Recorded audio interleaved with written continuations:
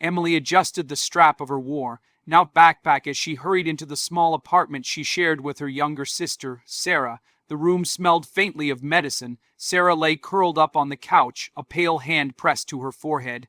I can't go today," Sarah whispered weakly. "My fever won't let me stand." Emily's heart ached. Sarah worked as a maid at one of the grand estates in town. The pay wasn't much, but it kept food on their table. Missing even a single shift meant less money for bills, and with rent due soon, that wasn't an option. "I'll cover for you," Emily said firmly, setting her bag down. "But you have an exam tomorrow," Sarah protested, coughing between words. Emily knelt beside her and gently tucked a blanket around her shoulders. "Family comes first. Exams can wait. Your health can't." Her words carried no bitterness, only love. This was Emily's way, always putting others before herself, even if it meant carrying burdens heavier than her own shoulders should bear. As she slipped into Sarah's uniform, too big at the shoulders and too long at the hem, Emily caught her reflection in the mirror. She was no maid. She was a student with dreams of becoming a teacher one day, but life rarely went as planned, and today her dream would have to wait. With a deep breath, she whispered to herself, "For Sarah, always for Sarah." And so, Emily set out toward the mansion that would change her life forever. The estate loomed like a castle, its marble pillars gleaming in the morning sun, glass windows tall as towers, and gardens trimmed with perfection. Emily had never seen such wealth up close before. For a moment, she felt small, almost invisible. Inside, the staff moved like clockwork, each person knowing their place. Emily tried to blend in, clutching her cleaning supplies like armor. She had barely begun scrubbing the marble floor when her hand slipped, sending water cascading across the tiles.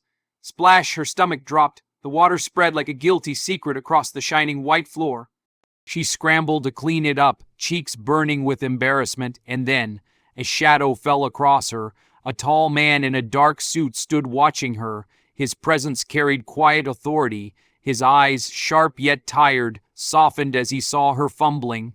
"I'm so sorry," Emily blurted, her voice trembling. "I didn't mean to." Before she could finish, the man bent down beside her. He picked up the bucket she had knocked over and handed it to her with a small smile. "No harm done," he said gently. "The floor can be cleaned. Are you all right?" Emily blinked. She had expected anger, scolding, maybe even dismissal, but instead, kindness. "Yes, sir, thank you," she murmured, clutching the bucket tightly. He gave her a reassuring nod before walking away, his polished shoes tapping against the marble. Only later would she learn, this wasn't just any man. This was Daniel Hayes, the CEO of Hayes Enterprises and the owner of the mansion. And yet to her he had simply been human. Hours later, while the other maids chatted in the kitchen, Emily slipped into the garden for a breath of fresh air. The roses bloomed in neat rows, their fragrance calming her nerves. She sat on the edge of a stone bench, wiping sweat from her forehead. "You work hard," a voice said behind her. Emily turned quickly. It was him, Daniel. He had removed his suit jacket, his shirt sleeves rolled up, revealing a man less intimidating and more tired. She stood at once. "Oh, I didn't mean to take a break, sir. I'll get back to relax," Daniel said, motioning for her to sit. "Even workers deserve to rest." There was no arrogance in his tone, only curiosity. He sat across from her, studying her with quiet interest. "You're new here," he remarked. Emily hesitated. Should she lie, pretend she belonged, but something in his gaze, gentle, patient, made her speak honestly. "I'm not really a maid," she admitted softly. "My sister works here. She's sick today, so I came instead." Daniel raised an eyebrow. "You took her shift. Why?" "Because she needs this job," Emily said simply. "We don't have much, but we have each other. That's enough. I couldn't let her lose pay over being sick." Her words hung in the air like something sacred. For a long moment, Daniel said nothing. He simply watched her as if seeing someone rare. Finally, he murmured almost to himself, "Not many people would do that." Emily shrugged, smiling faintly. "Maybe, but when you love someone, you don't think twice, you just do." It was the first time in years that Daniel felt someone's words pierce through his guarded heart. Later that afternoon, Emily overheard two housemaids whispering in the hallway. Poor Mr. Hayes, raising his little girl all alone since his wife passed. Emily froze, single father. Suddenly, Daniel's tired eyes, his quiet demeanor, it all made sense. Beneath the wealth and authority, he carried a private sorrow. Moments later, she saw it with her own eyes, a little girl. no more than 6, ran into the living room clutching a doll with tangled hair. "Daddy," she cried. Daniel bent down, lifting her into his arms with a tired but genuine smile. "How was your nap, sweetheart?" Emily watched silently, her heart aching. She could see the love in his eyes, but also the weight of raising a child alone. When the girl's shoelace came undone, Emily instinctively knelt to tie it. "There you go, princess," she said warmly. The little girl giggled, "Thank you." Daniel stood there, watching. In that simple act, Emily kneeling on the floor, kindness shining without expectation, he saw something he hadn't in a long time: warmth, sincerity, humanity, not a maid, not a student, just a young woman with a heart big enough to care for others, even strangers. As the evening drew near, Emily prepared to leave. She had finished her duties, though clumsily, and hoped she had not caused too much trouble. But before she could go, Daniel approached her. "You did more than cover a shift today," he said, his voice steady.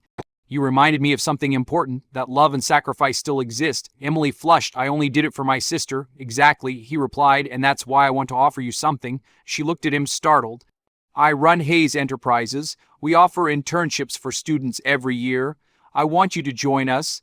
Emily's breath caught me, "But I'm not qualified. You're honest, you're determined, and you care. That matters more than you realize." Tears welled in her eyes. She had expected nothing from this day, not praise, not recognition, but here stood a man who had seen her heart and chosen to give her a chance. I don't know what to say," she whispered. "Say yes," Daniel said with a rare smile. And she did. As Emily walked home that night, carrying both relief and hope in her heart, she thought of Sarah's smile when she would share the news. She thought of Daniel, of his daughter's laughter, of how life had shifted in a single day. And she whispered to herself, sometimes the smallest acts of love open doors we never imagined. Emily never imagined that one simple act of love, covering her sister's shift, would change the course of her life. What began as a day of scrubbing floors ended as a doorway to new opportunities, unexpected friendships, and a reminder that kindness never goes unnoticed. Her story teaches us that the greatest wealth is not found in money or power, but in the heart that chooses compassion even when no one is watching. Daniel found hope again in a world that had felt empty, and Emily discovered that sacrifice has a way of bringing blessings back in ways we could never predict. And perhaps that is life's most beautiful truth. When we give without expecting, we often receive far more than we ever dreamed. Because sometimes one selfless choice can open doors we never imagined, and even change a heart forever.